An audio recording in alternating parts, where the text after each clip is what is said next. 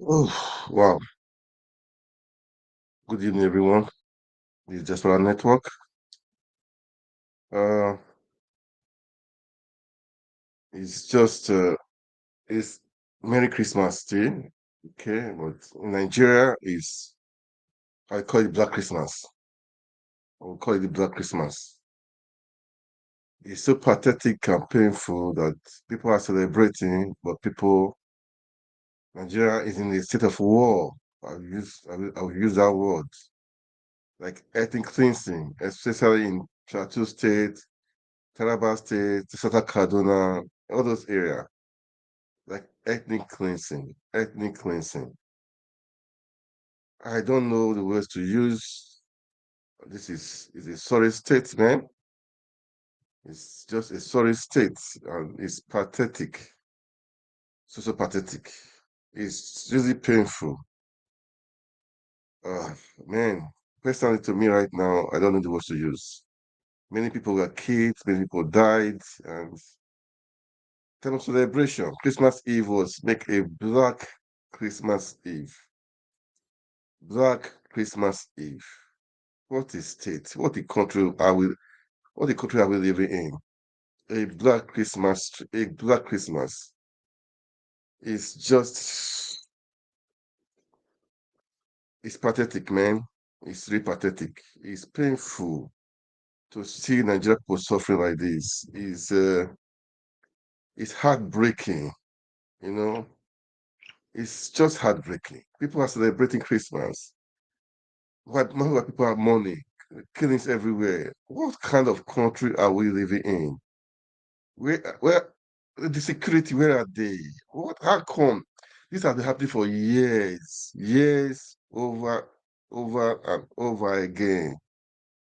When will this thing stop? It's heartbreaking, it's painful, really. I at times I just sit down now, I'm just wondering, those people. I saw gory videos, man, videos that one cannot really just really think, just really fathom what is really happening. Nigeria, Plateau State, man, it's a pity. It's painful, really. It's painful and it's pathetic, man. It's pathetic what is happening in Nigeria. It's pathetic. Where are the security? Where are they? What are they doing? What are they doing? What are they doing? Hey God. Feelings as if it's just they're clean. Not even cows is even animals is even painful. Wasting clean animals, wasting them is even painful. These are human lives, precious lives, families. Not even properties now. Forget about properties. What these people that are doing, and all these terrorists, what is their motive? What do they want? What do they want? Oh man, I don't know. And people are just living as if nothing is happening, as if nothing is happening. Come on, guys, this is pathetic. This is pathetic, man. This is painful. This is painful. Man, I don't. I'm short of words, really. Seriously, I'm short of words right now. I'm just thinking, how did we get here? How did we get here? How did we get here? How? How did we get here? The painful situation, man. It's just a painful situation. And no one, the people, they're not even care. They don't even care. Killings and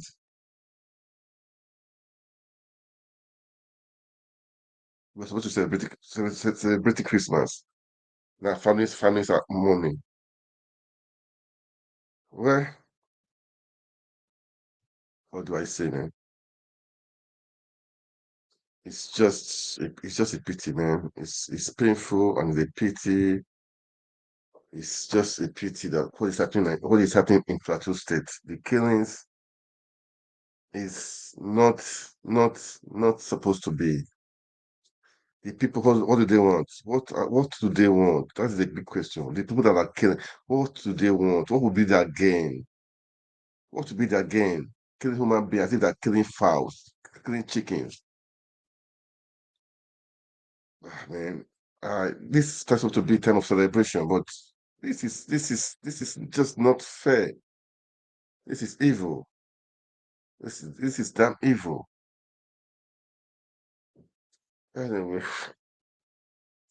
you know, I think each state or each community should just set up their own security stuff, man. You cannot be, don't be key, just like, don't listen to the government again. For me, each state should set up their own security stuff. Families, buy your own security stuff and secure your family, secure your loved ones. Each community, secure community. Each state, secure your state. You cannot allow people to just invade your community and start killing, and you guys just allowed it. Secure yourself, family, secure your family. Secure your family, secure yourself. We don't need to wait for government again. There is no need. There is just no need. These things have been happening over and over. People will go there and and pay condolence visits, and that is all. Nobody will brought a book. That is all. So why? So everybody should just, I mean, defend yourself, defend your family, defend your community, defend your local government, defend your state. For me. Don't wait for government again. Don't wait for police or security stuff. Don't wait for them. There's no point. There's no point. There's just no point, man. This is nonsense. This is nonsense. This is nonsense. Why should you be waiting for government to come protect you when they cannot do anything? This has been happening years, years, over the years. In the time of Obasanjo, it happened many times. The time of good luck, it happened many times. And then the time of Buhari, oh God, it was a field day. Killings everywhere, everywhere. Taraba State, well, Plateau State, or Kaduna State, with as they are just legalized. And now again, it's happening again too. Man, Nigerians wake up, oh. Wake up, man. Set up your security stuff, man. States, local governments, set it up. Set up your stuff. The government cannot help you out, man. Help yourself, man. If it happens, they will go do their visit. They will say uh, uh, they will pay for the treatment of those people that are injured. They will compensate the family. I don't think they will do it. I don't think they do it. Nigeria with their fucking sorry with their character with their corruption. I don't think they do that. Nigeria, help yourself. Oh. That's what this today. I'm just going to. This is it's so annoying. It's just so annoying. It's just so annoying. Massacre. Um, the ex-senator of Kaduna State, Shehu Sani, he said, "This is." I saw some of the video. I could not watch the videos. I could not just watch the videos. He was able to watch the videos. He said, "This is the worst attack he has ever seen." You see children on the back of their mother. The mother will be killed. Their father killed. Oh God, this sorry statement. If you watch the video, I could not watch it seriously. I could not just watch it. Because I watched part of it. I'll be close to one of my eyes, be watching it. No, no, it's painful. Horrible videos, inhuman videos, inhuman. A human being cannot do this one. That person must be possessed. Those people that did it, they must be possessed. Not if I say demons, demons is too small. They are possessed with devils. They are devils, devils incarnate. Those people that did it, devils incarnate. They are devils incarnate. Race communities, and this is happen not just hours, so over time, long time. I had days. Where are the security? And you spend billions of dollars in security. Then what are they doing? What are they doing? This is annoying. This is annoying. the governor of the state, of also all the governors in that area, in Taraba State, Plateau State, all those areas. Take care of yourself, take care of your citizen.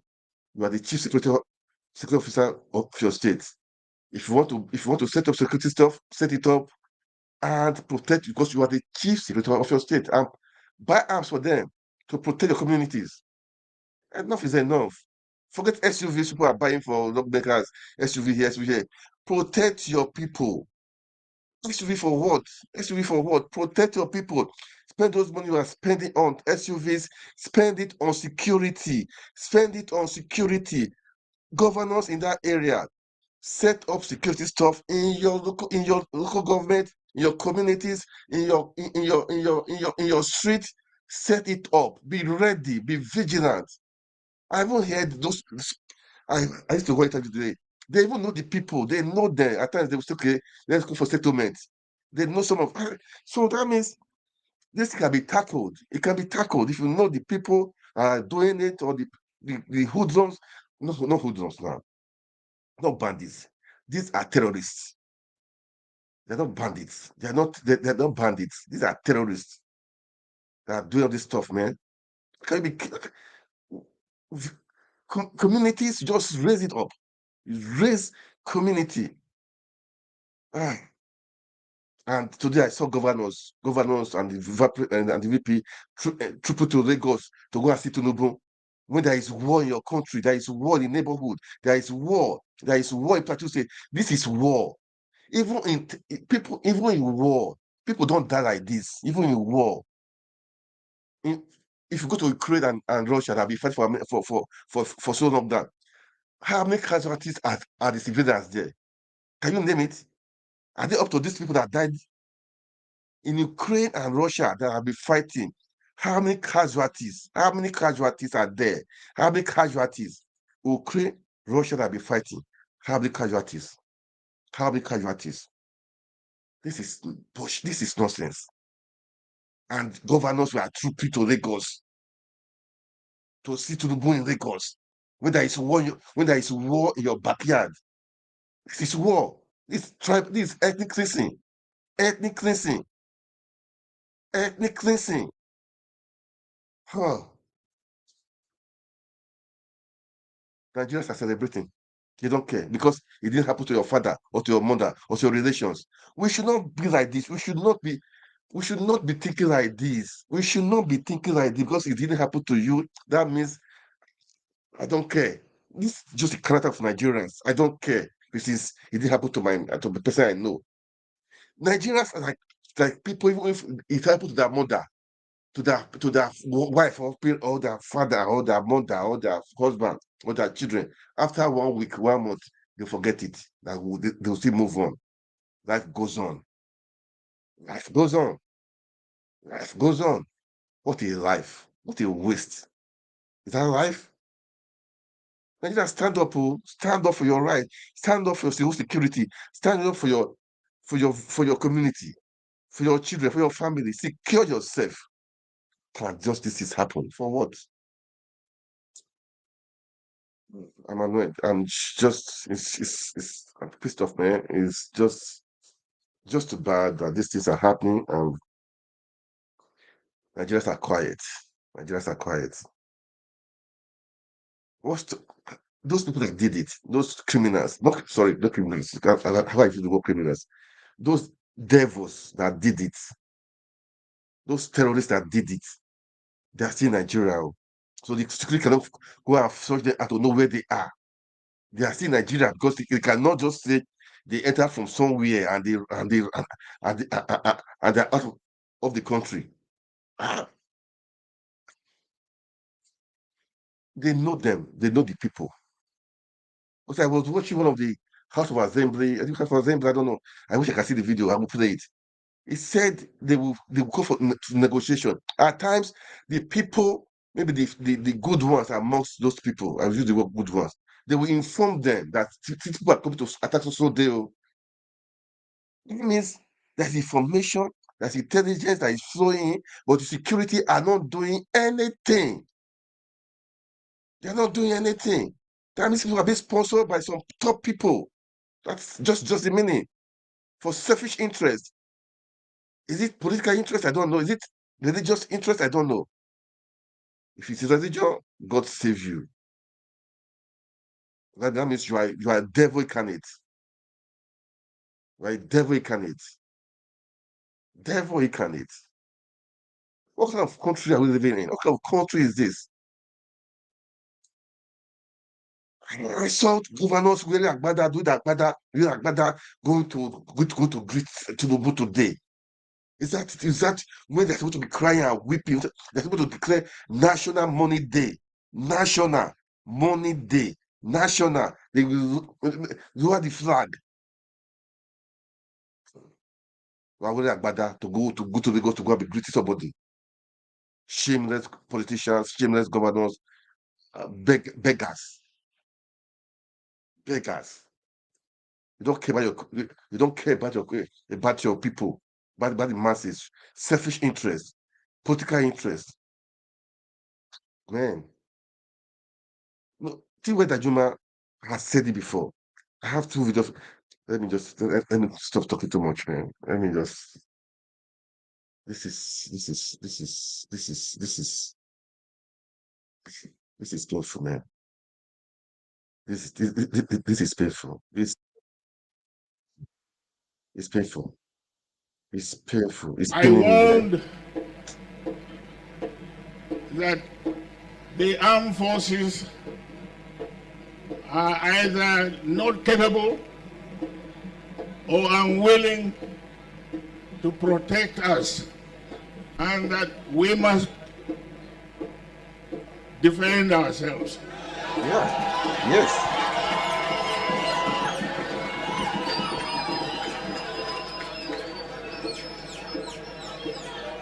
The first denial of what I said came from the Ministry of Defense. They said I was lying. And they set up a kangaroo board of inquiry to investigate the truth or otherwise of what I spoke. And they invited me to come and testify. I did not go. I did not go.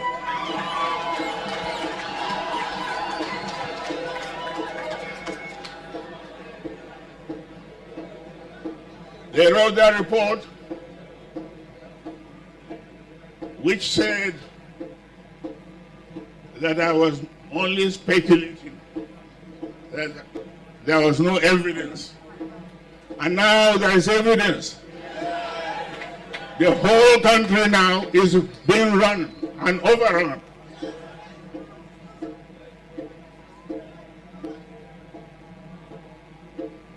And one very clear thing that is happening is that these foreign invaders, they are not even Muslims. A lot of the casualties inflicted on the land are on Muslims. They are destroying even mosques, but they were allowed to come into the country by our government.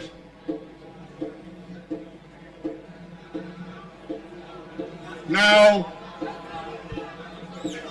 as a soldier, my training teaches me that the best defense is attack.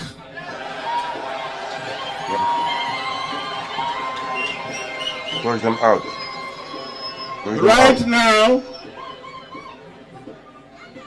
Right now,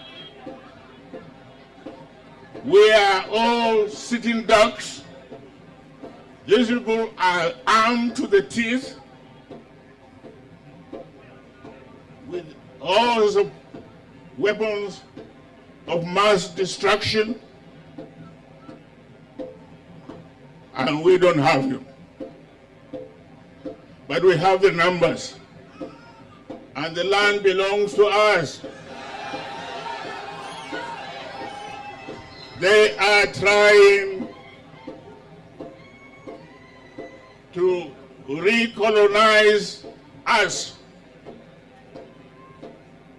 and take over our land.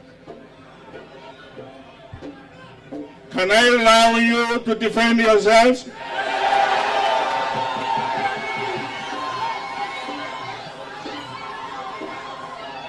Your Majesty, you heard what they've said.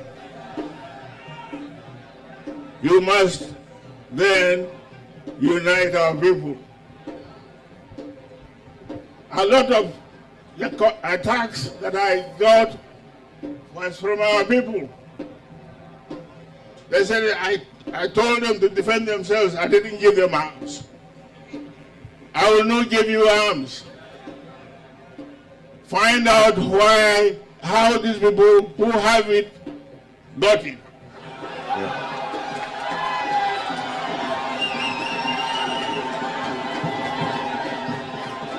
Use the same means. Use the same means to defend you, to defend yourselves. This beautiful land called Nigeria, the biggest country for black men in the whole world, is being brought to ruins by absolutely useless criminals. But how did they get here? A big question. How did they get here? Most of them are foreigners. Of course, we know there are collaborators among them. Some of them may be even here.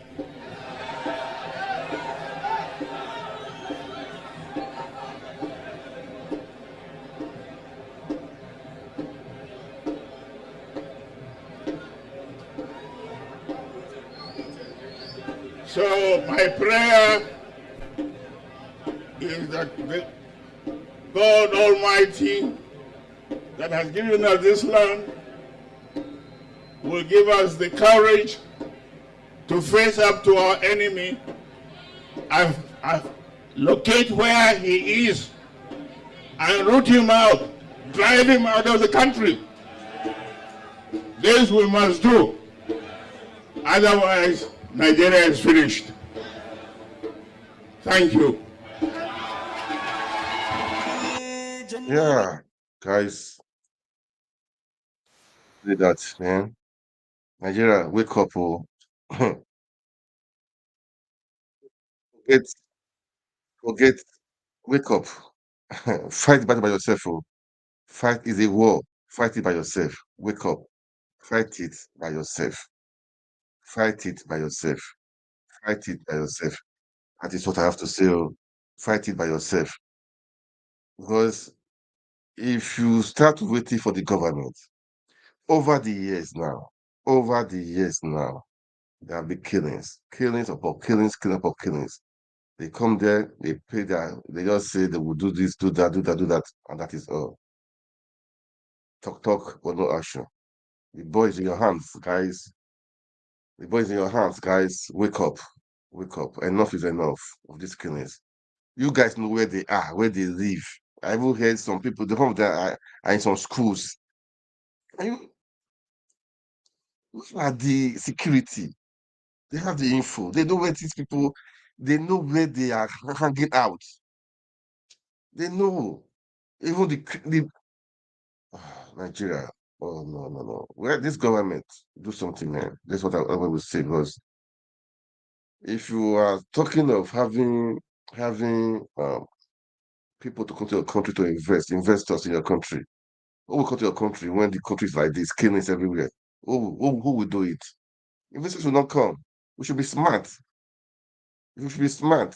We want people to want to move out people from poverty, create jobs. How we create jobs when there is insecurity? How we create jobs?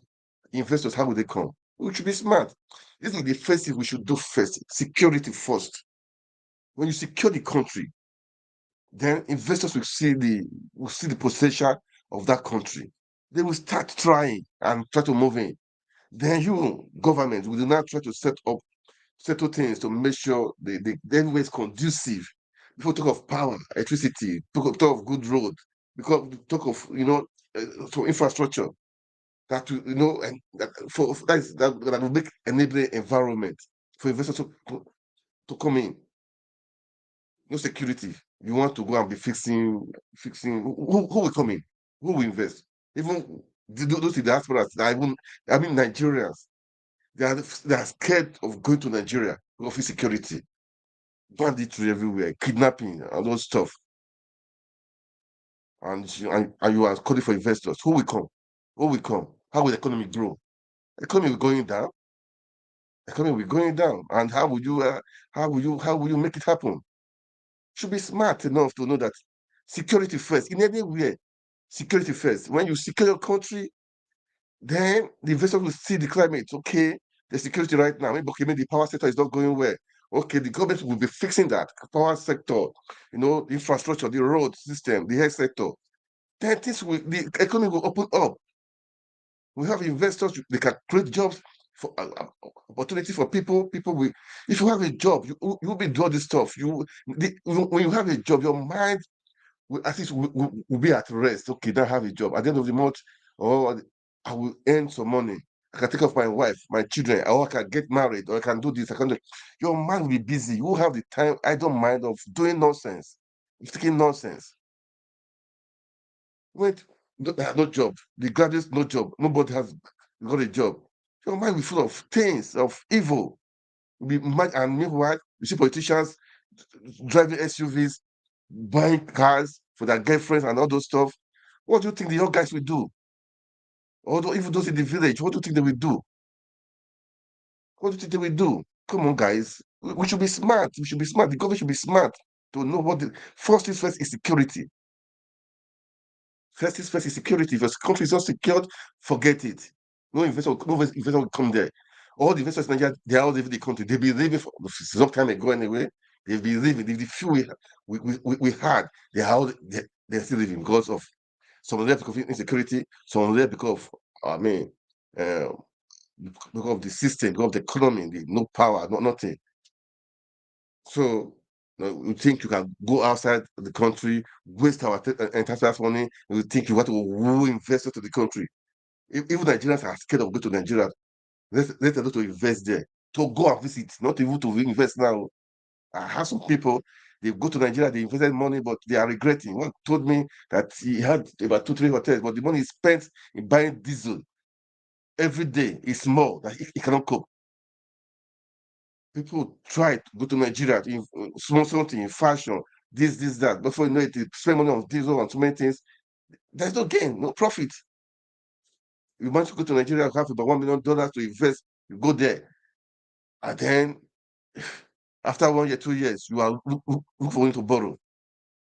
Who would not then these are Nigerians, so then how will investors, foreigners come and invest? You must be joking, you must be dreaming. You must be joking, man. You must be a big joker. First things first, man, security first. All these things you guys are doing, the nation is not secured, and you think people will come there and do and invest? Come on.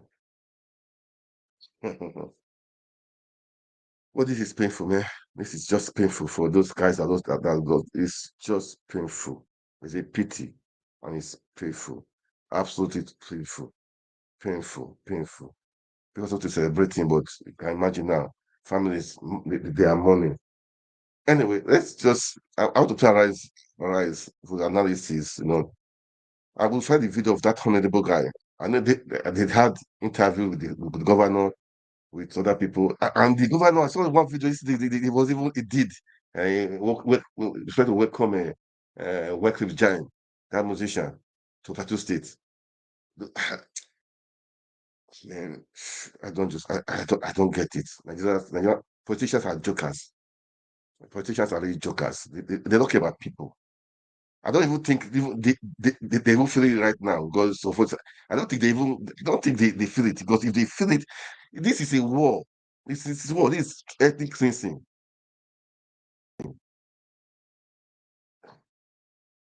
Well, let me play Arise stuff, Arise TV, the analysis. Man, too bad. Not too bad, man. Just too bad. I don't know how Nigeria get to this thing, get to this point. How did you get here? How did you get here, Seth? How? What happened? How did you get here? For Christ's sake. Eh? Wow, this is serious. I don't know how we got to this point, man. I don't know. Where was I, Seth? Let me see. Oh, where? It's where? It's where, man. So, I don't know. What do I say? It's where, but it's painful. People lost their lives, man, and people are just doing as if nothing happened. Come on, come on now. This is not fair. Not fair at all. It's not fair. It's not fair. It's not fair. Mhm. Okay, let me play this one, okay? All right, guys, let's watch this, okay? What is it? Oh, just a moment, guys, please. Just so annoying, man. It's just making me into annoying. This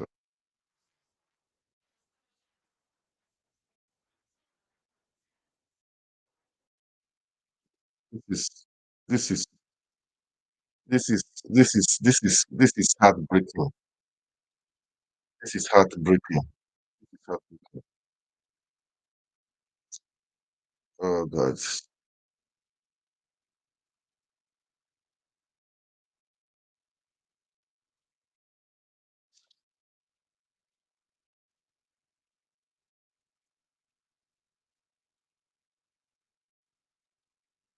Babies on the floor with their mothers, on their mother's back, some on their father's hands.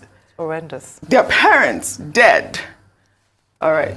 Well, let's begin what's trending by taking reactions to the tragic incident that occurred in Plateau State. It was Black Christmas for many, as no fewer than 100 persons were killed by terrorists in fresh attacks on several communities in Bokos and Baki local government areas of the state. The tragic incident unfolded on Saturday, extending into Christmas Eve. Casting a shadow over the festive season, the terrorists burnt down houses in no fewer than 20 different communities, sparing no one, including babies, as the casualty count continues to rise, with security forces, local vigilantes, and hunters recovering more bodies. The Plateau State Governor, Khaled Mutfwang, expressed dismay, describing the attack as unprovoked. He further appealed to those perpetrating the attacks to stop, as they have nothing to gain. It is sad that within the last 2 days, we have lost innocent people as a result of incessant attacks in parts of Mangu and Bokos, local government areas. As a matter of fact, my own intelligence is putting it at not less than 50 people. Let me say enough is enough. We cannot continue this senseless, stupid, unprovoked attacks. It is totally uncalled for and it is needless. I want to appeal to the conscience of the sponsors of these attacks that they do not stand to gain anything from this. But let me assure them that the spirits of the people of Plateau State will not be broken. Well, all right, the governor here, who you both spoke with earlier, has appealed to the conscience of those who are sponsoring the attacks. But Dr. Abati, I believe I heard you earlier say that this has been going on for years, since 2009. I was having a conversation this weekend with my colleagues, and, you know, I talked about the fact that there is war in some parts of Nigeria. And I also raised the fact that there's been killings in Plateau State. You know, we went back and forth to describe what war means. Let me just read it out. what war means. A state of armed conflict between different countries or different groups within a country, or different groups within a country. You use the term bandits, Dr. Abati. I want to use the term terrorists because this is what has been approved. These people are not bandits, they are terrorists. Let me take some tweets. This is from Pastor Okezie. When will there be lasting peace in Plateau State, Nigeria? Image 1. During President Olusegun Obasanjo's tenure, more than 200 innocent souls were massacred in a single night. Image 2. During late President Yar'Adua's tenure, more than 150 innocent souls were killed. Image 3. During President Goodluck Ebele Jonathan's tenure, same senseless and barbaric killings in the same state. Image 4. Former President Muhammadu Buhari's tenure wasn't spared in the wanton and senseless massacre. It went further to write, Dear President Bola Ahmed Tinubu, the recent wanton killing of innocent souls shouldn't be swept under the carpet, like in other presidents' tenure. Dear Nigerian Army, DSS, Police, Nigerian Air Force, your men should be up and doing to forestall a reoccurrence. This is from a concerned and patriotic Nigerian. Then let me take another tweet here. This person wrote, the federal government cannot help Plateau State Governor Khaled Mutfwang must know this and learn from Kaduna and Katsina states. With an improved revenue, I see no reason why he hasn't employed and armed at least 5,000 civilian Joint Task Force officers to curb this genocide. Ayo, this is almost what I want to describe it as, genocide, because this was a well-coordinated attack, and they chose Christmas Day. What is Christmas? What does Christmas mean to you? They are sending a clear signal. This, for me, again, I will say, I will reiterate, there is war in Plateau State. Yeah. I mean, absolutely, you've said it, Oji, in terms of it can be seen as a cleansing or a killing of a particular group of people, which would then make it genocide. When we had the governor speak earlier, I'd asked him a number of questions because this is not the first time, and I'm glad that Pastor Okezie detailed over the years. Yes. In an earlier interview, the governor had actually said that if there was political will, then the situation in Plateau State would be contained. He actually said a lack of political will to deal with insecurity in Plateau State is what has caused it to continue. How can a state be plagued for years, across over about 23 years, over the years, and we're saying that are we saying that Plateau State, it is impossible to bring peace to Plateau State? He also mentioned the fact that one of the reasons this has continued to thrive is that there are no arrests. So the perpetrators, we just condemn the killings, we release a presidential statement. However, in defense of President Tinubu, let me give him the benefit of the doubt, because he's just come into power. The others had spent 8 years in office and not been able to control the situation in Plateau State. He has said as part of his 8-point agenda that he was going to deal decisively with the issue of insecurity. Unfortunately, in Jigawa State, there were also issues beyond Plateau State. But Plateau State has been a hotbed of farmer-herder clashes, ethno-religious clashes. So there has to be a solution to this. Also, I cannot absolve the governor, even though I had said earlier on that, well, because security is the federal government's responsibility. However, when it comes to non-kinetic response, that's where the governor comes in. And then, like the Pastor Okezie had mentioned, we can borrow from the likes of, not just, even in Benue State, where the governor sees that my people are dying, I have to take responsibility. I cannot just come and be offering condolences and commiserations as the first citizen of the state. So what am I doing to engage the citizens themselves? Because people in Plateau State must be tired of these killings. So I do believe that, as we mentioned, beyond the civilian joint task forces, engaging young people in Plateau State, engaging the community for intelligence in Plateau State, to be able to mitigate such attacks, it was huge. I mean, it took on more than one day, and it was targeted, like you mentioned. Yes. Really sad to all those who have been affected by this, and I pray that this will be the last of what we'll see in Plateau State. Absolutely. Yeah. Well said, Ayo. I mean, Dr. Bati, you did ask, what were they doing? Over how many hours? 2 days this thing was going on and on. Houses were razed. It is impossible that these people keep, I mean, What happened there? They dropped the ball here. They dropped the ball here. And if we're not screaming, Dr. Abati, nobody will. This has to stop. Well, the key point to be made is that, look, under our laws, the key responsibility of government is to ensure the security and the welfare of the people. Chapter 2, Section 14. Now, what the tweet from Pastor Okezie pointed out is simply that over the years, since even the return to democratic rule, the Nigerian state has continued to fail the Nigerian people. If you cannot secure them, either in the central part of Nigeria, either in Plateau State or in southern Kaduna or in the southern part of the country or in the northeastern corridor of the country, it means that the state is failing the people. And many people die in Nigeria for no reason at all. None. They go to bed at night, by morning, a whole family has been wiped out, a whole community has been wiped out. And you are right. For 2 days, over 20 communities, over 150 persons killed, where the governor put it at least over 100. He says they don't have the exact figures yet, but that they will try to collate the figures so that he can give President Tinubu later today a comprehensive report. Even if it is one person, one human life should not be wasted because of the ineffectuality of the state, because of the state failing to protect its own people.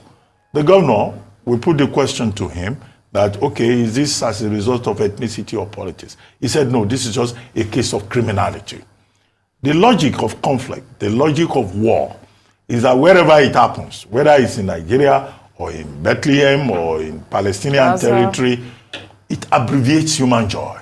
It abbreviates human happiness. And there can be no explanation for it. And as the governor himself had pointed out, you know, it's unjustified, it's brutal, it's barbaric. Yes. That people will just die and the state will be giving excuses. Now, how are you going to replace those lives lost? As one of your tweets said, when are we going to have peace? Not just in Plateau, but across Nigeria. This is the dilemma that we face. Yes. And one of the major priorities for the present administration and for governments, even at the subnational level, is to ensure that Nigerians live in peace.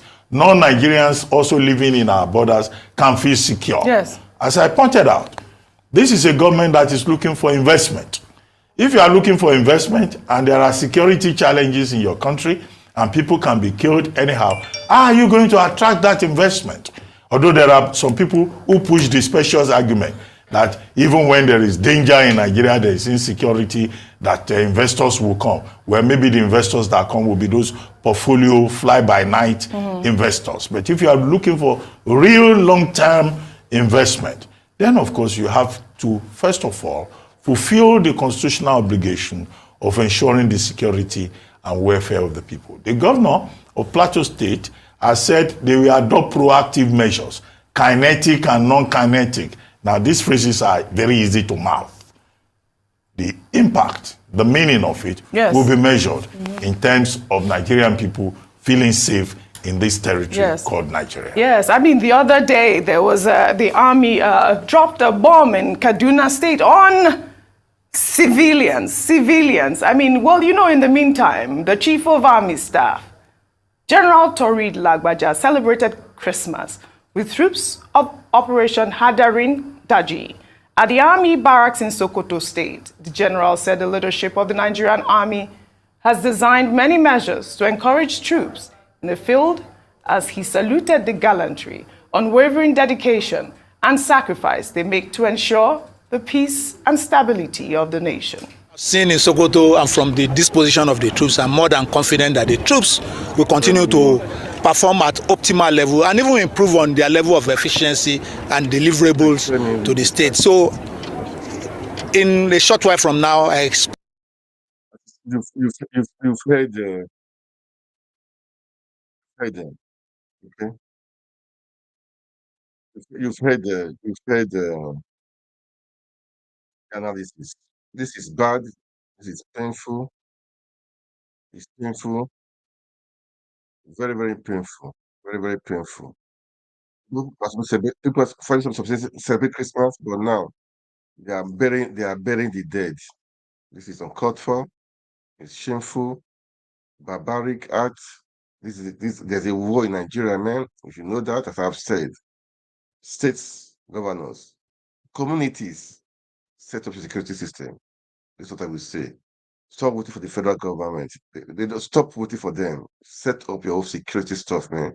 And protect your family, protect your community, protect your land, protect your people, protect your ancestry inheritance. Protect it. Because over the years, many years now, killings upon killings, promises upon promises, but nothing is being done. Nothing has been done. I don't think something. Well, I don't want to say nothing will be done, but let's hope something will be done. Okay, let's hope. Let's hope. Let's hope. But don't wait. Don't wait. Don't wait. I even heard the Plateau State governor. He said he will still go ahead with the concert he's having with Wycliffe Jane. I don't understand concert. We thought concert, man. I know it's been planned, money has been spent. I know, but man, there's a war in your state, a big war in your state, a big war in your state. This is war, man. This ethnic cleansing. You guys better wake up. You guys wake up. You guys wake up. Let me the interview with the governor with he did with Arise TV. Let's play it. Let's play it because this is annoying. Let me play again. Danjuma part of Danjuma. He warned. He has said it.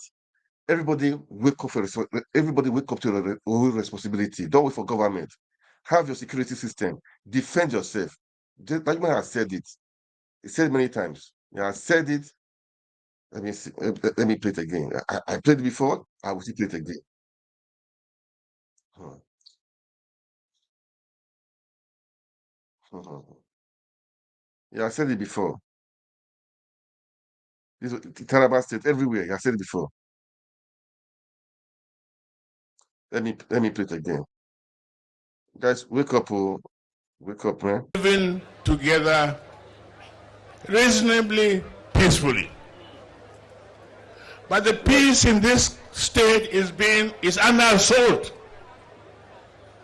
There's an attempt at ethnic cleansing Yeah. in this state and of course in all the riverine states of Nigeria. We must resist it. We must stop it. Every one of us must rise up. The armed forces are not neutral. They collude. They collude. They collude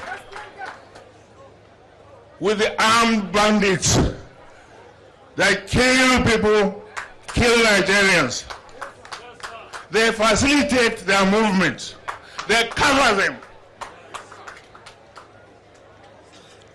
If you are depending on the armed forces to stop the killings, you will all die one by one. The ethnic cleansing must stop in Taraba State. It must stop in all the states of Nigeria. Otherwise, Somalia will be a child's play. I ask every one of you to be alert and defend your country, defend your territory, defend your state. You have nowhere else to go. You have nowhere else to go. God bless our country.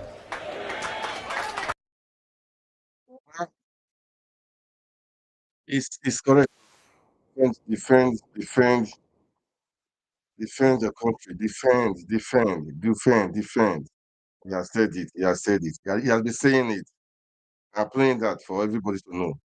Defend yourself. Oh. Defend yourself, defend your nation, defend your community, defend it, defend it.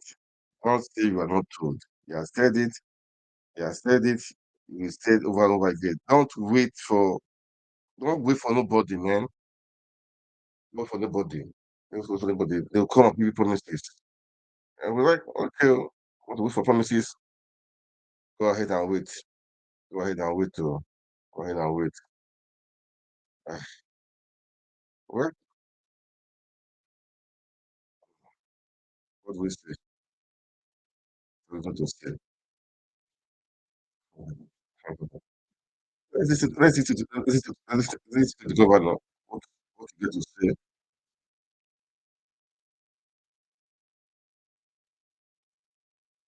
The chief of defense staff, the inspector general of police, they all came over to the scene of the crisis on the plateau. And I would say that the collaboration did yield positive results, because you would agree that we haven't been so much in the news in the last couple of months for the reasons of this insurgency and terrorism. Unfortunately, while we were preparing for Christmas, these terrorists, these criminals descended on our people again in various communities. I regret to inform you that as at this morning, we probably have had a harvest of deaths in excess of 100. We have buried not less than 15 people in Mangu local government, and in Bokos, it's 100 and still counting, minus those who are missing that we cannot account for at the moment. Also, not less than 17 communities have been completely burned down, and those who survived are presently in IDP, in the temporary IDP camp, particularly in Bokos. And it's been a great tragedy.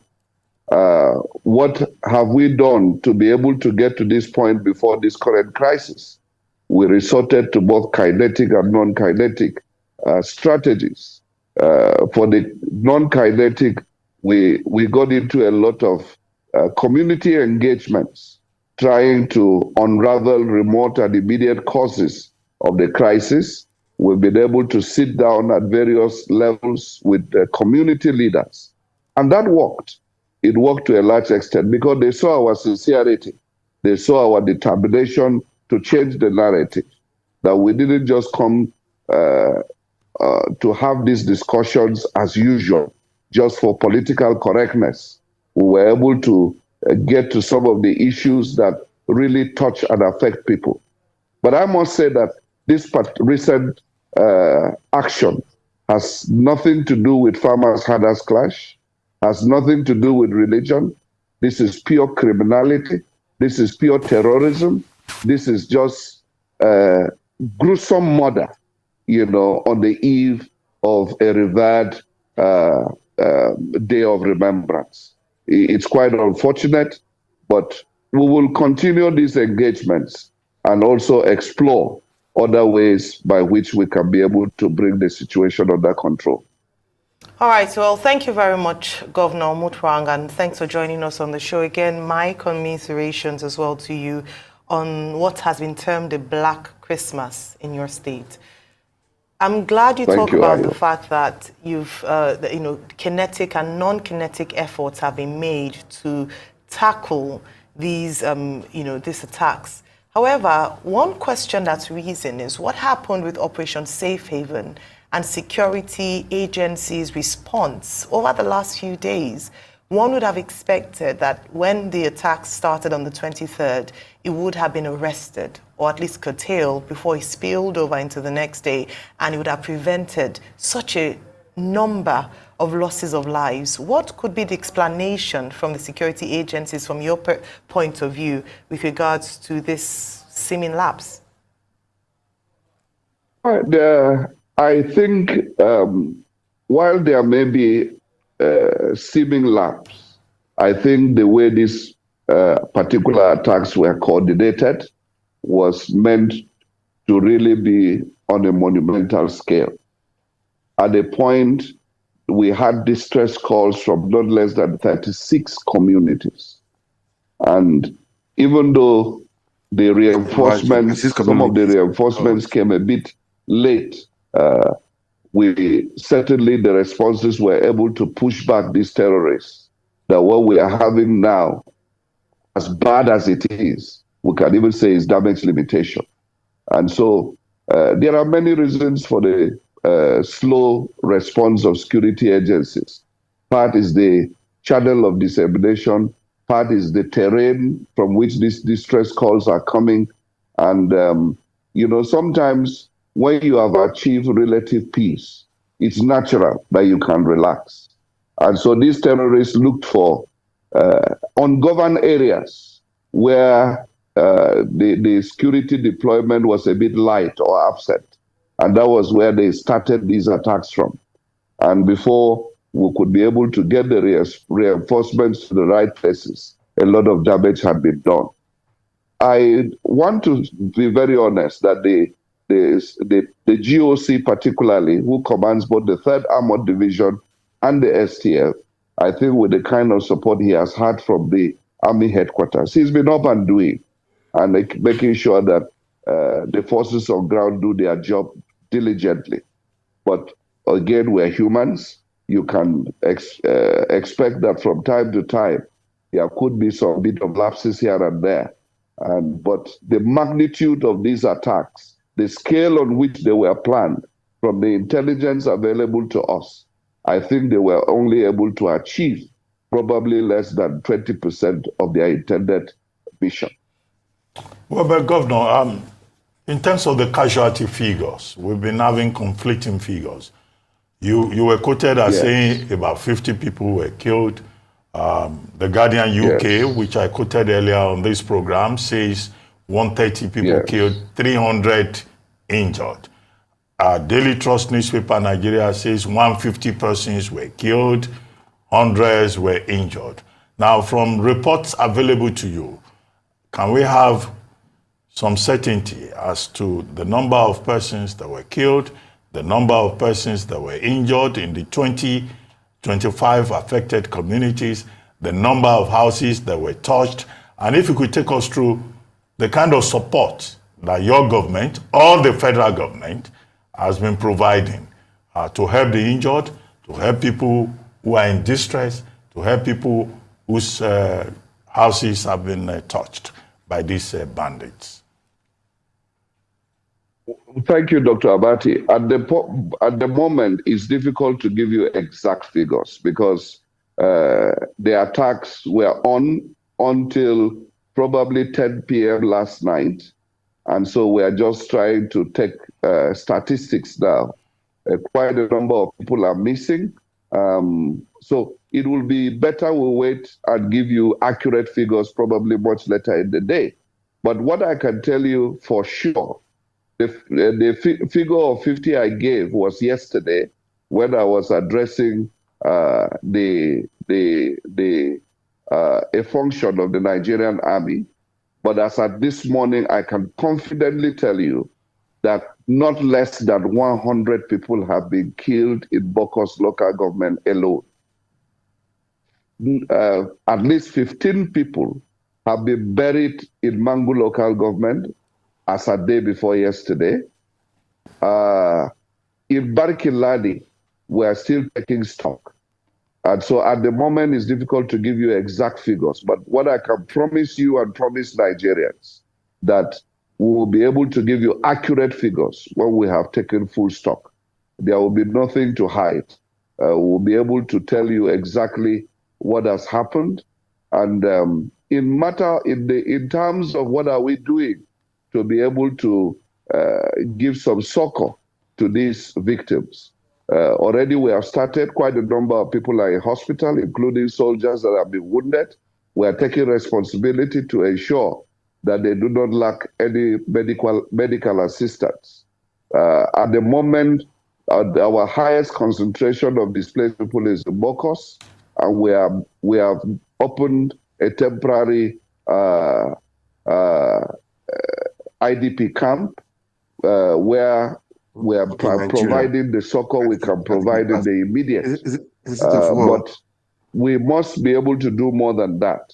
We will hope that in a couple of days, we'll be able to assess some of the villages that have less impact, whether with more security presence, we can persuade the people to go back, and then so that we can concentrate on the really affected people. For us, we have activated all our emergency management apparatus, and we have also been contacted by NEMA.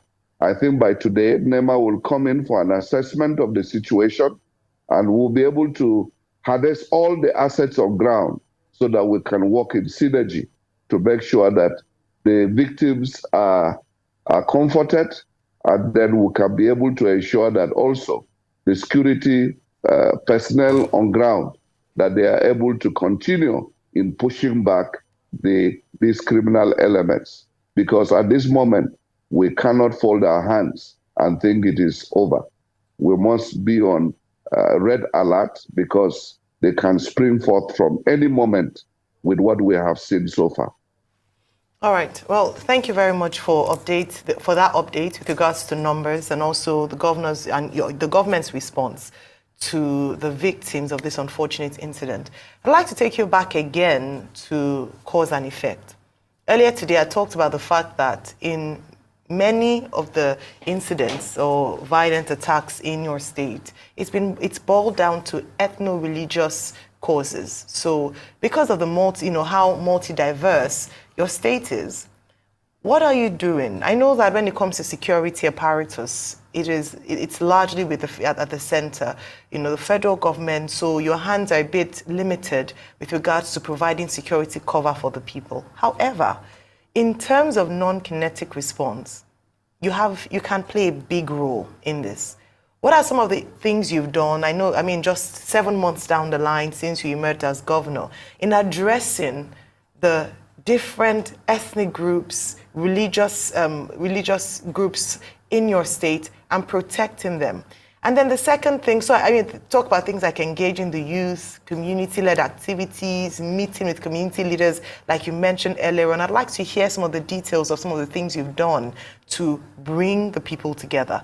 And then, are you concerned about reprisal attacks? Because these are some things you must also be watchful of, be mindful of how to manage the situation so as not to have, agitations or perhaps provoke reprisal attacks.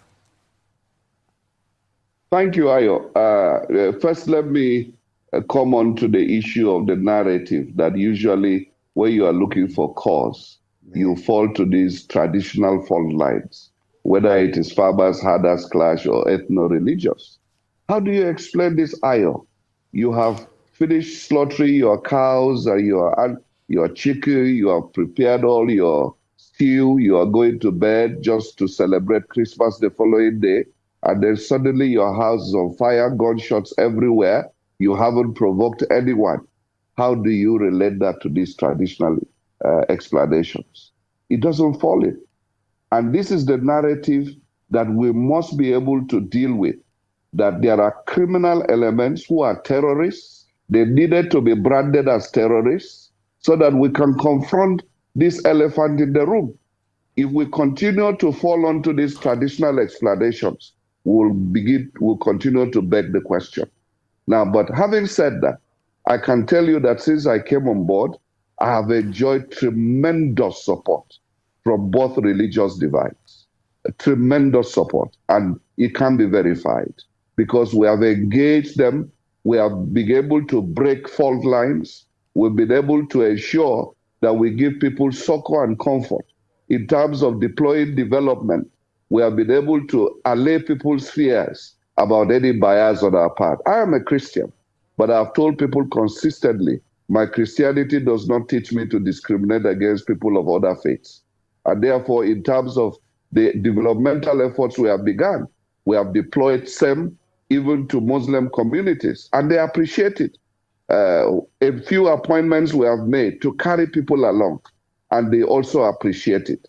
So we have had these constructive engagements across the dividing lines. I have been to the Central Mosque several times in the course of my campaigns. And one of the significant things throughout the last 8 years, The Muslims were never allowed to use the stadium for their Eid al-Maulud. We opened up the stadium for them free of charge. They were so happy. And I can tell you, just last week, Wednesday, the Muslim community on the plateau gathered in the Central Mosque to pray for me concerning some of the travels I'm going through. So we've been able to break fault lines. And we are continuing with this engagement so that we conscientize people on the need to live together. None of us can chase the other person away. Therefore, we must be able to come together and see that we have a collective destiny. This is the message we have preached, and we are continuing to preach. At every forum, we have continued to sound out this message, that if you are a lover of Plateau, you are my brother, you are my sister, irrespective of your faith, irrespective of your gender, irrespective of your ethnicity. And we have continued to work to give everybody a sense of belonging. And that's why we've been able to achieve some relative peace. But this caught us on the blind side. We thought we were going to celebrate the Christmas peacefully without knowing it. At a point, the military told me they had distress calls from 36 different points at the same time. This can be quite monumental to handle logistics-wise. And that could be part of the explanation for the lethargy in response. Well, Governor, since this tragedy occurred, have you been able to reach out to President Tinubu, and what level of support are you getting from him or the federal government? Briefly, as we begin to wrap up now. Thank you, Dr. Abati. Yes, I should be getting to the president later today because we needed to get our facts right so that we can be able to give him a very informed position. And I'm confident. I told you NEMA is responding. The Army headquarters has responded. The IG has also responded. They are sending in more reinforcements. But I'll be briefing the president more adequately in the course of the day. Thank you very much, Governor. Thank you for joining us. Wow. Man, this is a pity. This is too bad. It's not a good news, okay? It's not a good news. It's not a good news at all, but what are you going to do, man? What are you going to do? But it's a pity. Just a pity. Just a pity. Just a pity. It's painful. It's a shame for Nigeria to experience this. The security has been despite what all the money they've been voting for them for years. That whole plateau, Benue State, Kaduna, has always been hotspot, which is not good. Which is not good. Anyway, what do we say? What do we say, man? It's a pity. Just a pity, man. Just a pity. Those so rest in peace. Rest in peace. These are families and so many things. This is not good, man. Not good. But all the same, pray that so rest in peace, man. Okay. Well, anyway, uh, I mean, there is a. There is one I want to play. Okay? Uh,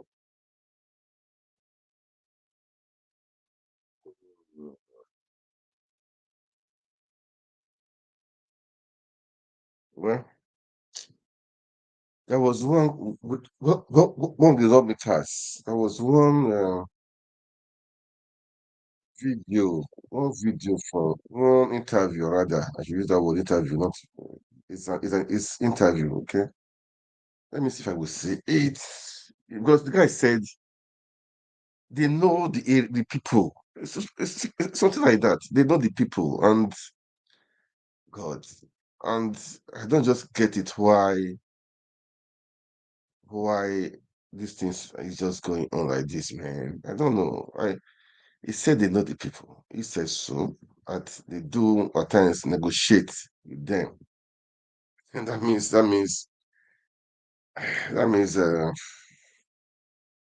well, if I don't say it's no problem, Jerry. There's no big deal. But this is painful and the shame. The big shame. The big shame, man. It's just a big shame. This is not good at all. At all. This is not good at all. This is too bad. Oh man, this is damn too bad. Okay. Anyway, I'm sure we'll see it anyway. If I see it, I play it. But before I go today, I'm just going to talk. I will still talk about it to Fubara and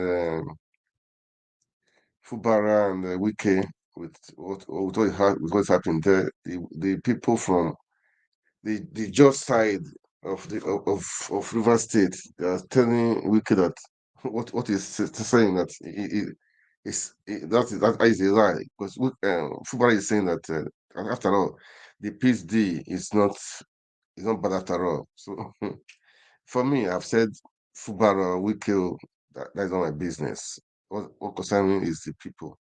River State, it's not Fubara, it's not Wike. Who win, who win, who lose, lose. It's the two of them. They've been, they both rigged the election. They both rigged the election. So it's not a matter of,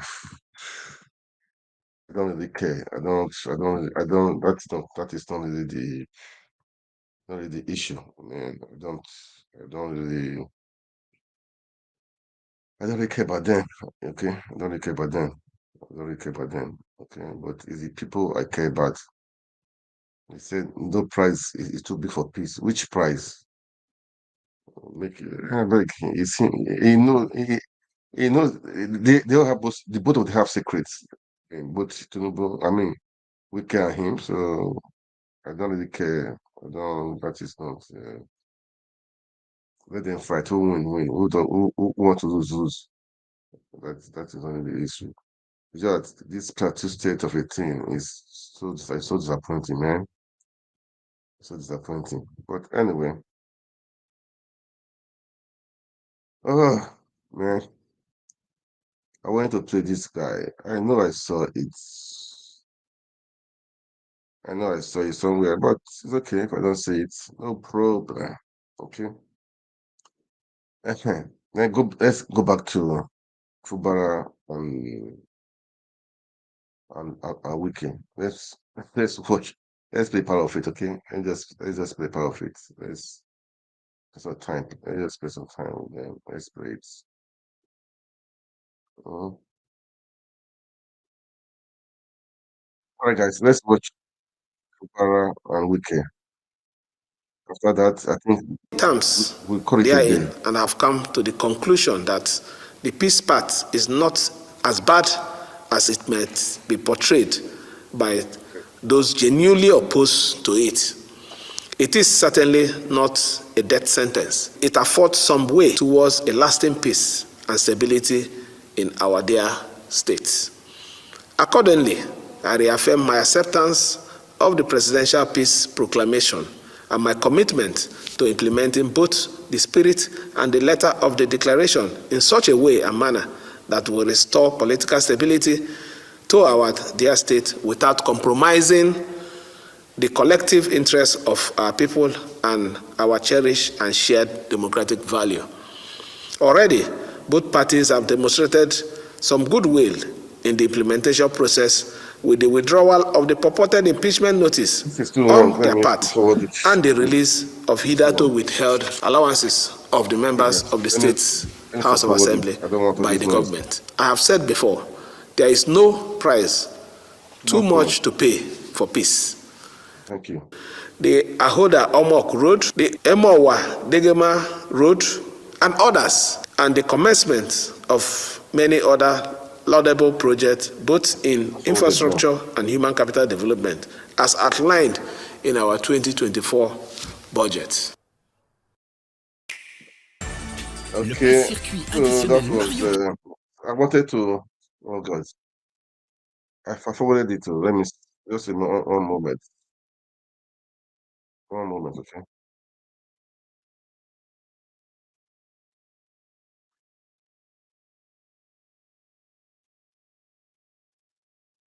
One moment, guys.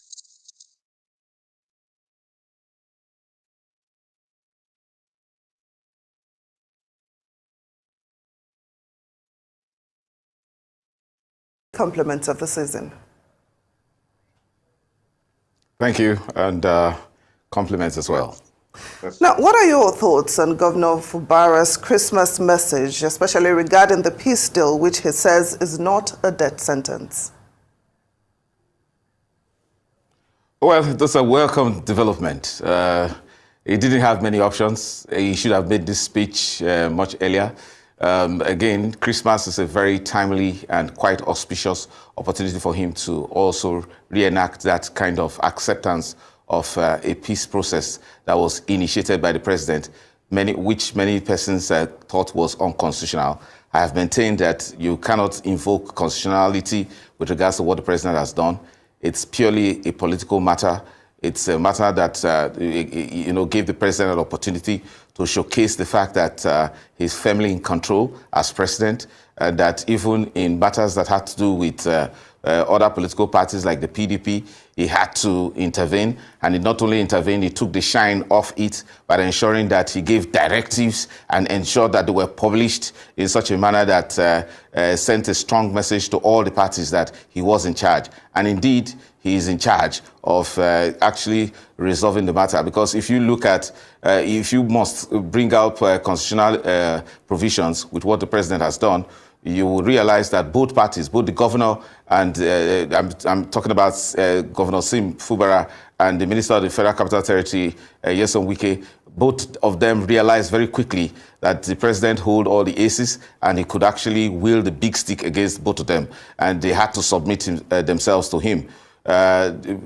Fubara has now acknowledged and publicly said that he will comply with the directives of the president because they were more or less impositions. And that was what angered many Rivers citizens, because they felt that those were unnecessary impositions, showing that the president was in favor of the Minister of the Federal Capital Territory, Nyesom Wike, for obvious reasons, because Nyesom Wike actually mobilized a lot of support for the president, earning him victory in Rivers State. The same person, Nyesom Wike, is a benefactor of Governor Sim Fubara, and I've maintained from the beginning that Governor Fubara could have done better than this could have done better by not allowing the crisis to snowball into the point where the president had to intervene in that manner and allowing that the coveted democratic structure in terms of the River State House of Assembly was first burnt and then inexplicably demolished. All of these were tending to a direction where the president could have invoked his powers under Section 305, subsection 1, paragraph D, where he could have simply, without even allowing the crisis to snowball into a major conflict, by declaring a state of emergency and then having the governor suspended for a period of 6 months, subject to the approval of the National Assembly. All of those the president could have done, but he didn't do that. And so Governor Sim Fubara saw the handwriting on the wall, that the president, knowing that Governor Nyesom Wike, former Governor Nyesom Wike, now minister, is in favor and is actually an ally of the ruling All Progressive Congress, together with the consideration that the 27 members of the House of Assembly have also defected to the All Progressive Congress. It was clear the president had taken sides. Nevertheless, he was so statesmanly enough to give Governor Sim Fubara some measure of fair hearing, an opportunity for the governor to railroad himself back into compliance with his directive, or else he could have moved the big stick against him. And you're right, the tension did come very close to the brink there. Luckily, things have been... Okay.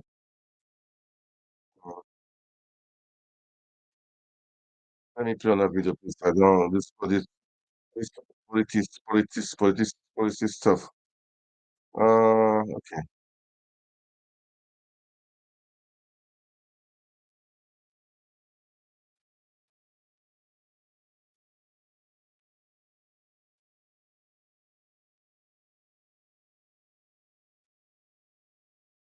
This one, these people, this video to play now is people from Ijo.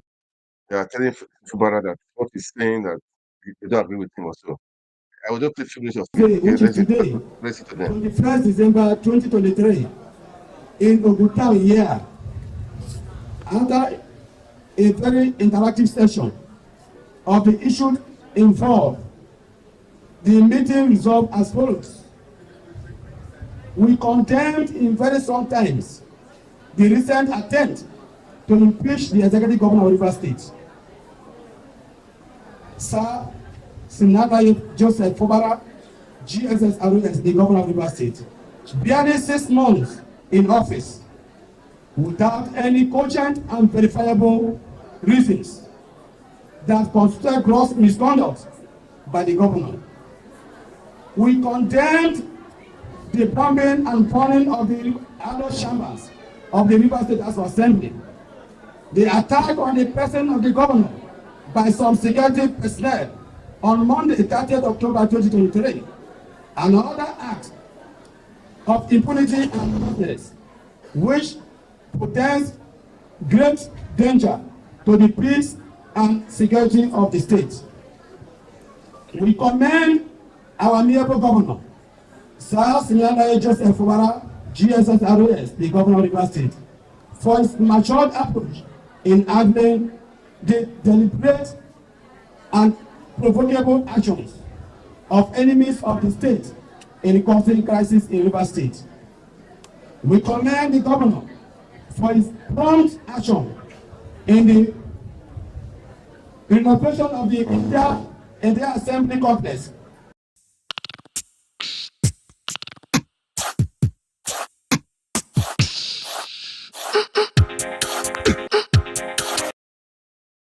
Oh, God. Just a moment, please. Let me see. Okay. Wow. Okay. For his prompt presentation of the 2024 appropriation bill to the legally constituted Rivers State House of Assembly, headed by the Speaker, Right Honorable Edison Eyiye, PhD.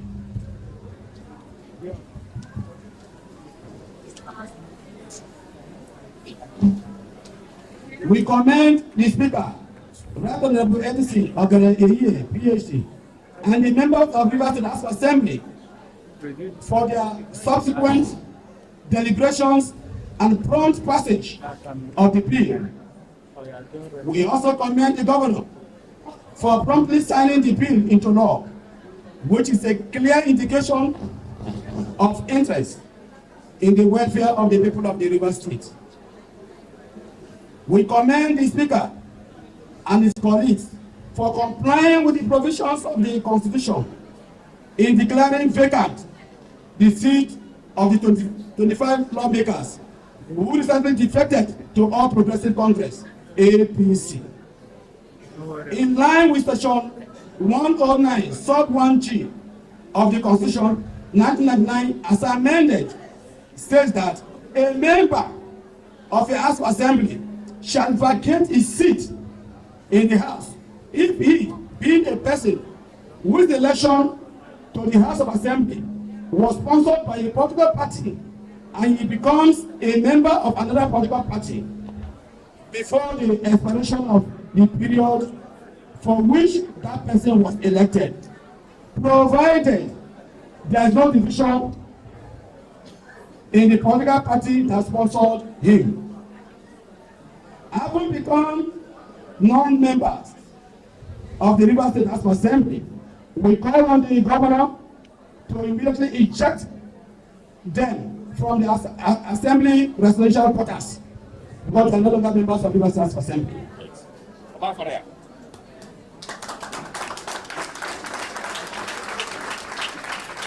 We condemn in strong terms the judicial rascality of the Federal High Court, Abuja, presided over by Justice Donatus Ogoro, who gave a ruling on Monday, 18 December 2023, on an ex parte application secretly filed by 25 pro-Wike former lawmakers, wanting to stop the declaration of their seat vacant on an action which has already been taking place since 13 December 2023.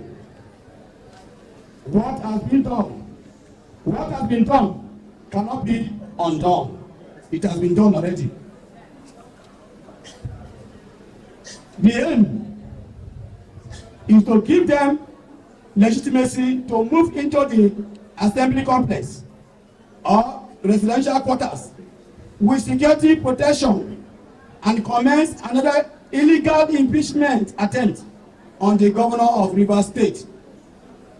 We also condemned in very strong terms the purported directives of Mr. President for the resolution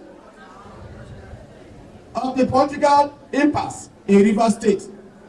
To say the least, the directives are not only one-sided, but also repugnant to natural justice, equity, and fairness.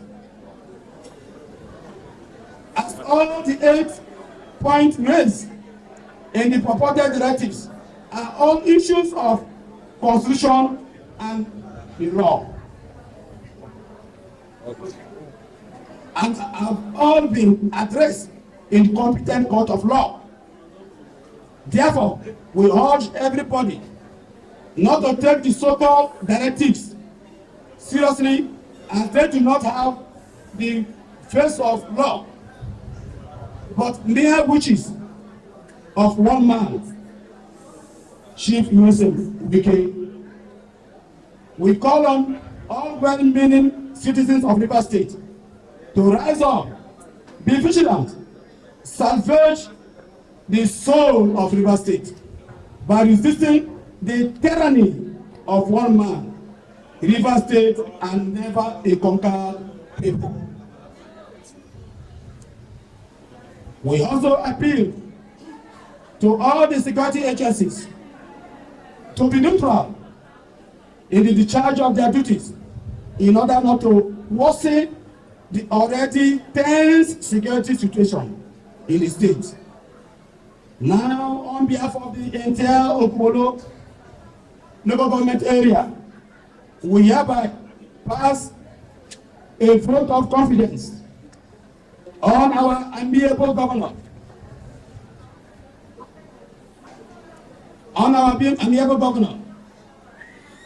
Your Excellency, Sir Sinyalaye Joseph Obara, GSSROS, for not losing focus despite various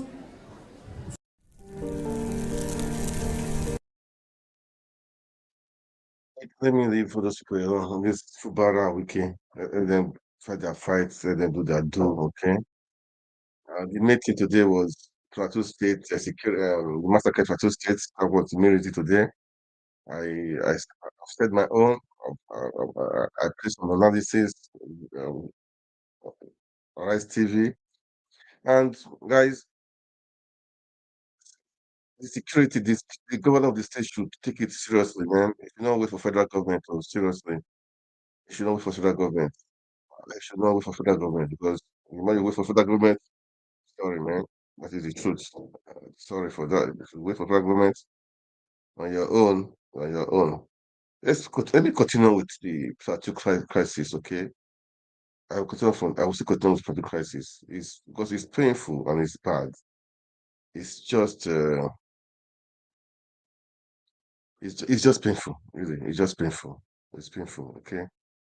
It's very, very painful. Very, very painful. Let me go back to that the analysis, all right?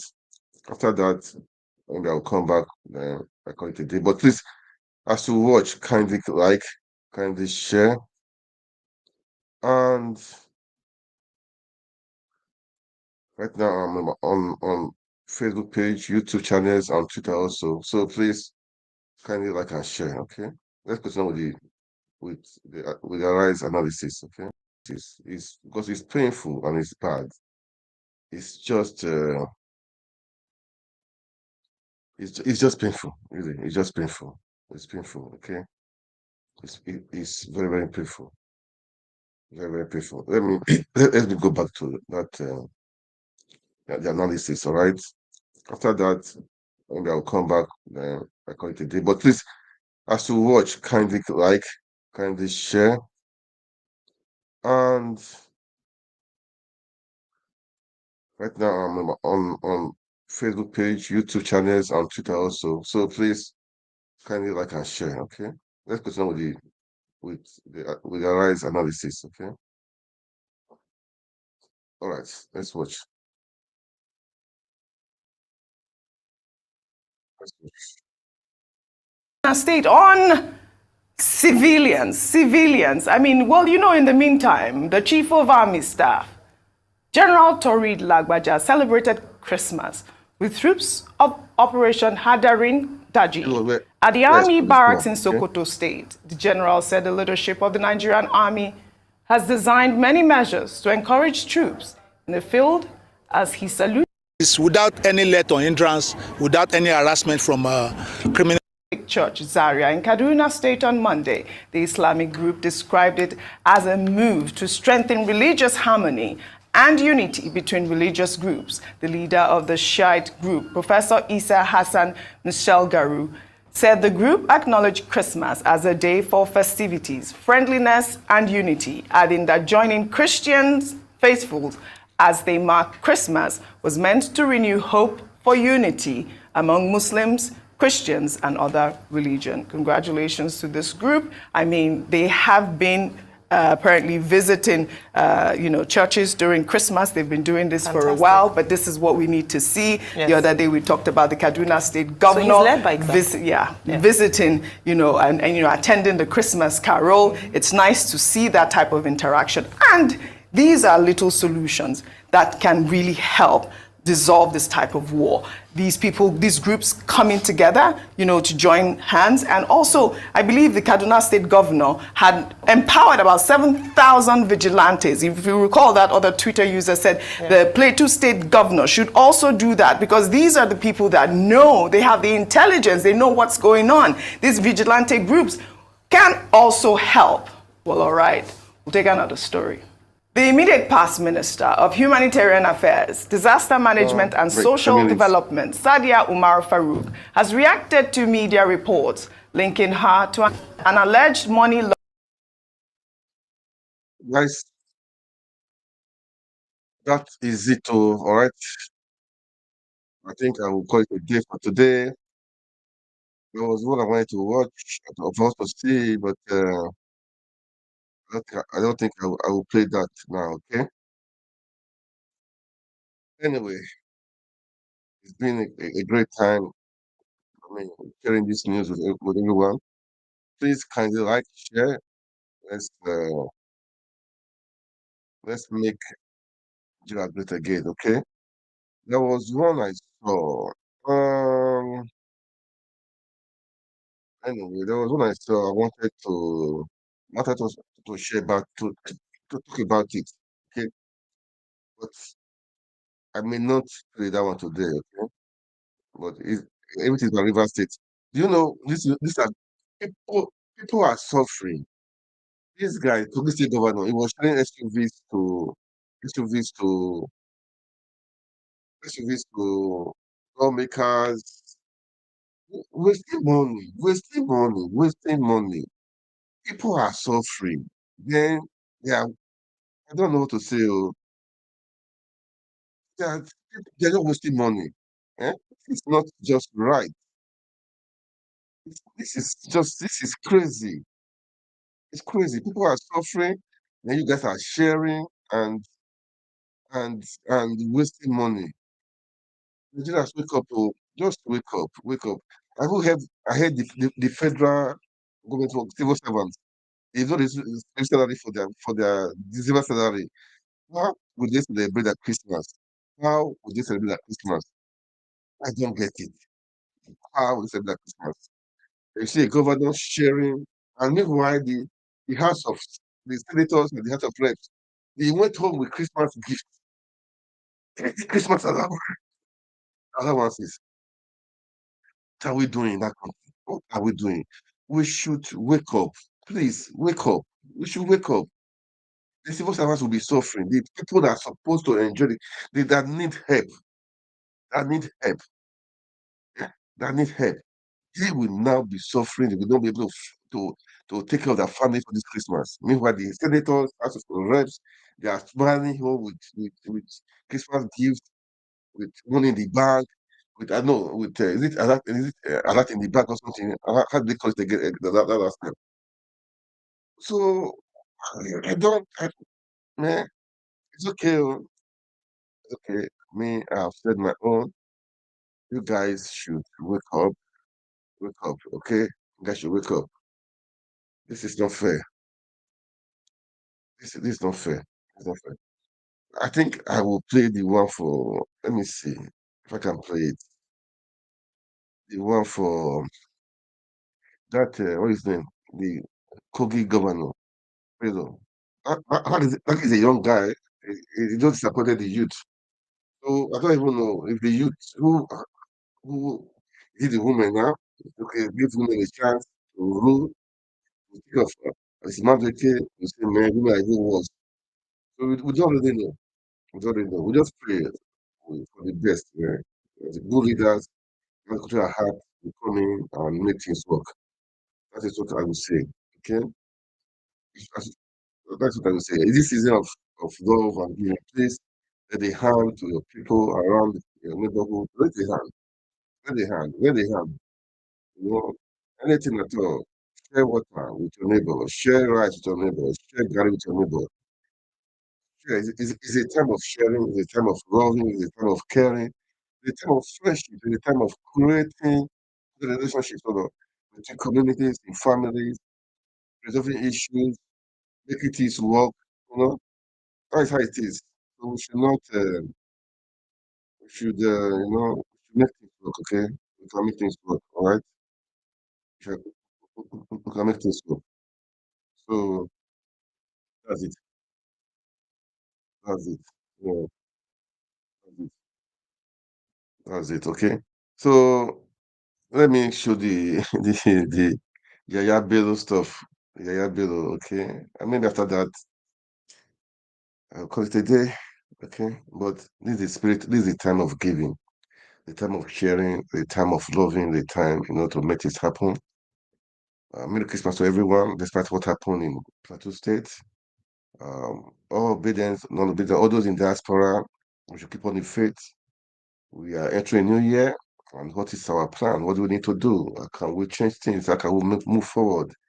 What are the strategy, man? Because most of the people they've lost their hope. They go back to their ways. They say no need for forbidden movement, no need for this. No, but thank God, I think about a week ago, His Excellency came out to reassure that he's into it. He's not going to let people down, despite the threat from people.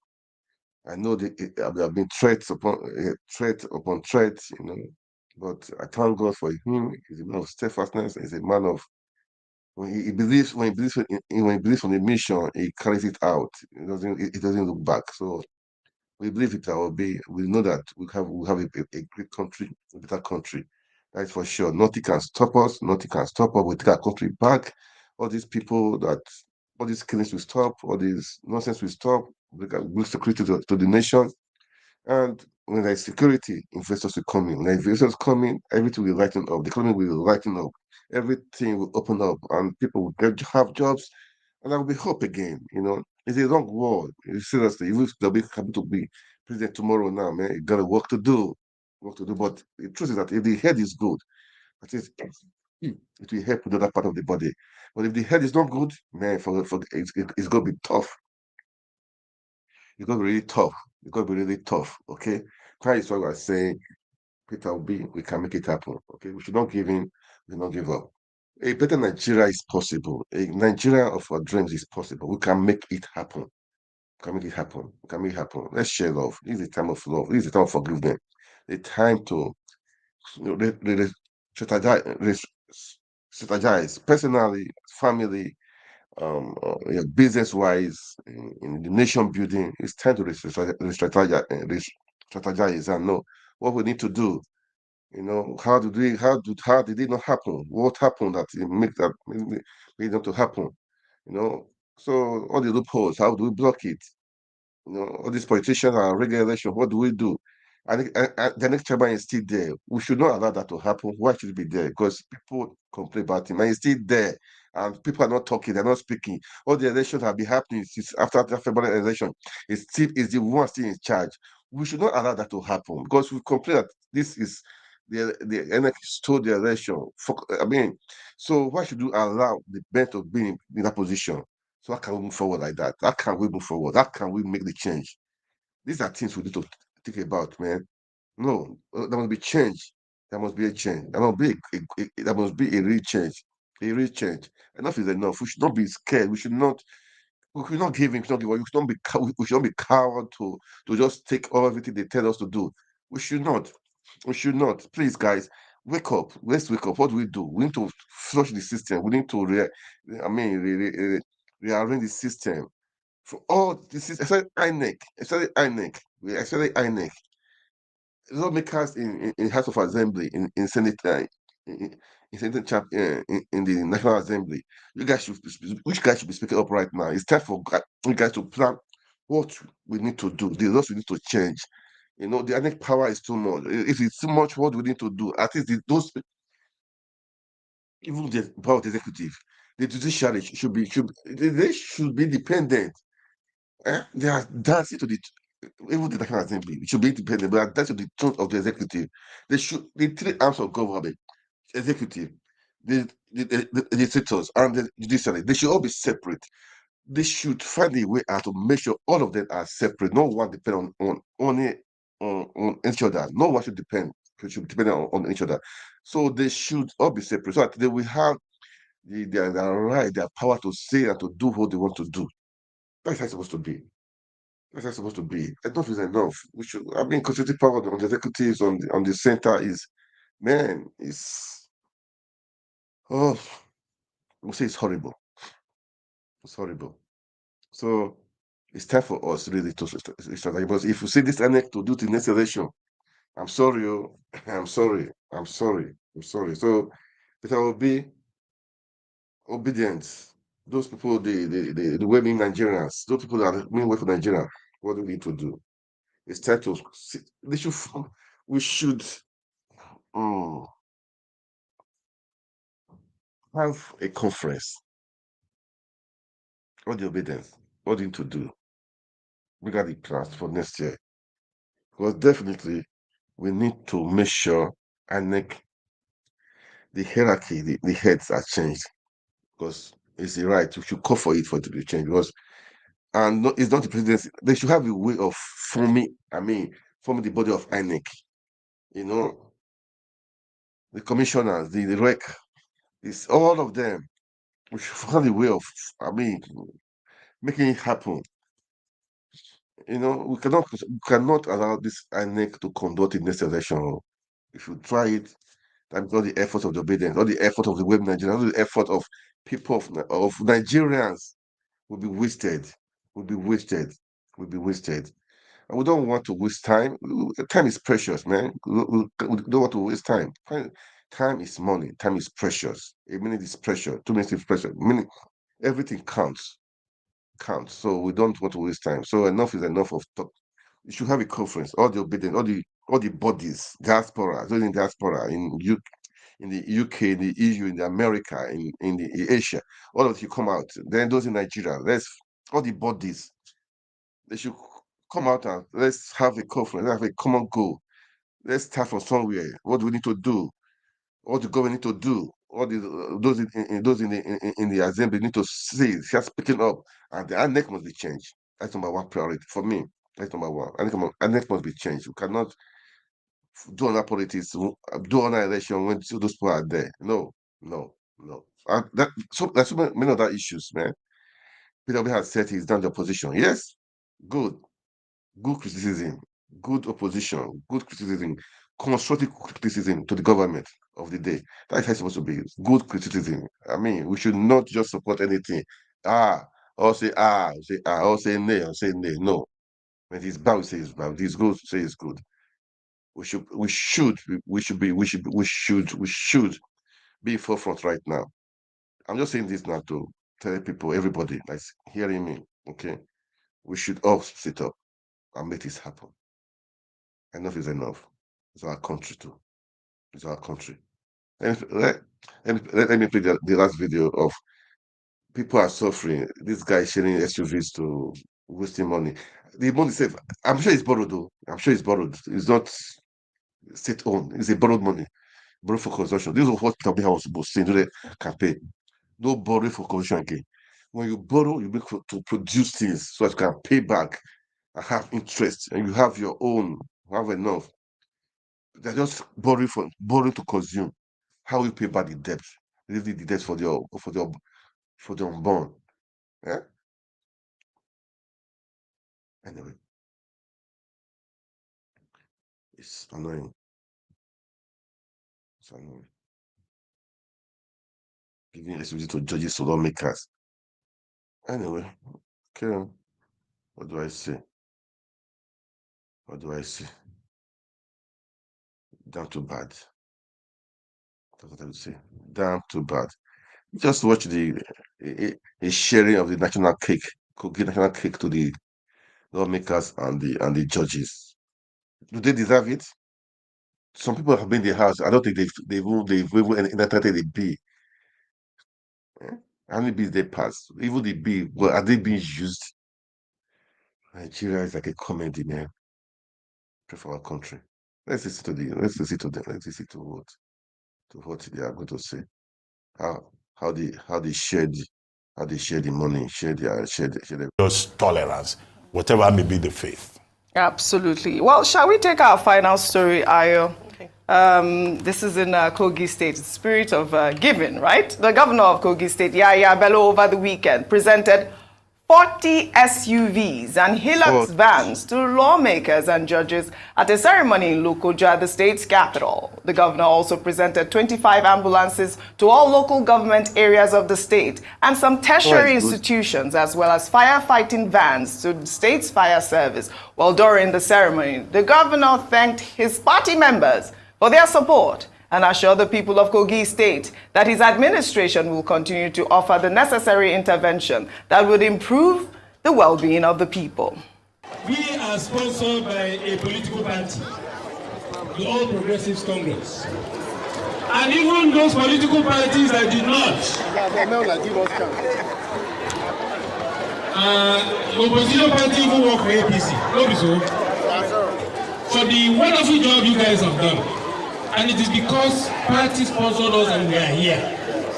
So we are going to hand over to the party and the speaker so that they will appropriately give it to the deserving assembly member. Thank you very much. Congratulations.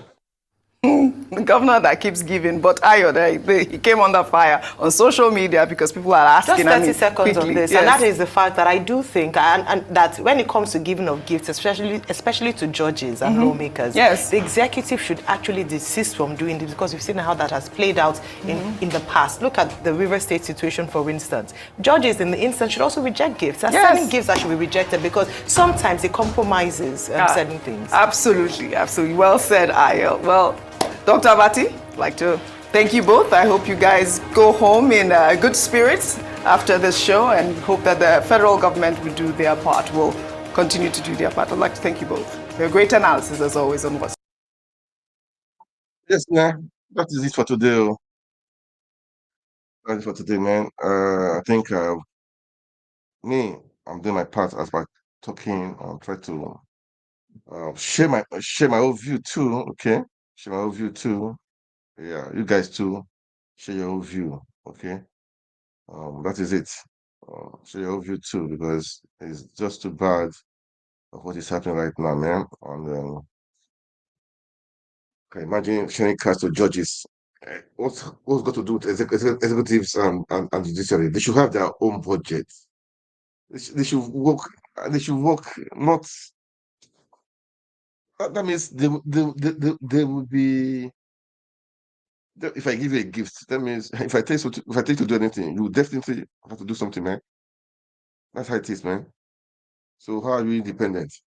These are ways we should know. We should try to help our sort this out. Okay, we should try to sort this out. It cannot. It should not be like this. It should not be like this. It should not be like this. It should not be like this. It shouldn't be like this. It's not fair. It's not right. It's not just fair. It's not right. Okay. It's not right. It's not. It's not fair.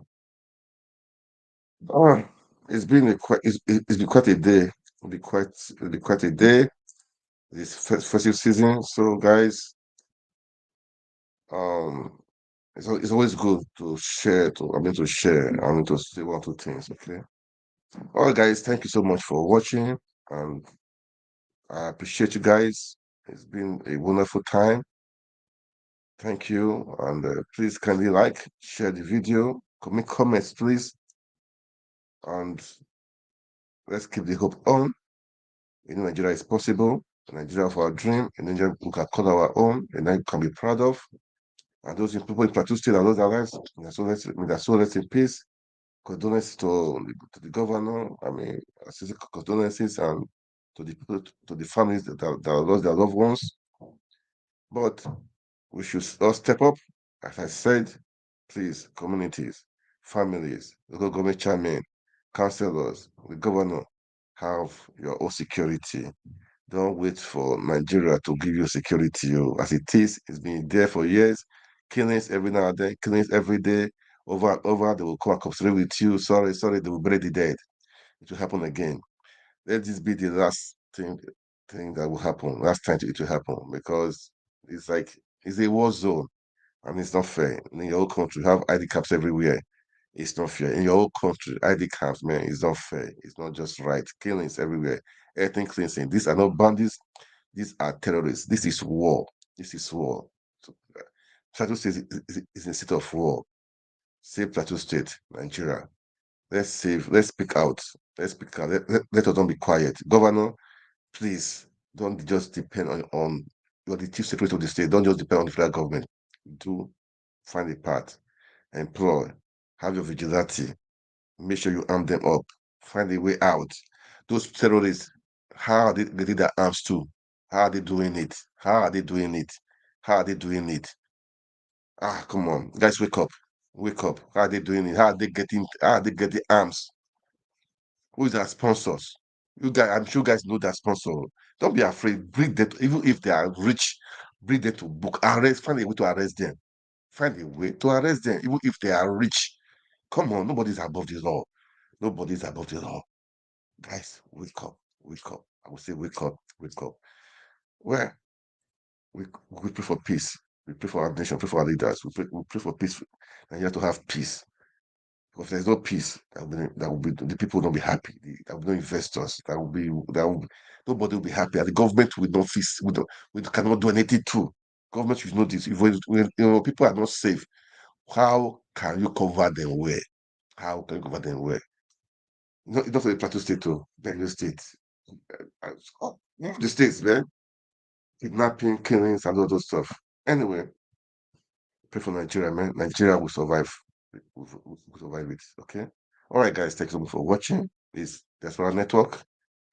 Kindly like, share, and make comment on the video. God bless you. God bless Nigeria. God bless the people of Plateau State. God bless everyone. More grace. And next year will be better for everyone. In Jesus' name. Amen. Thank you so much. God bless you all.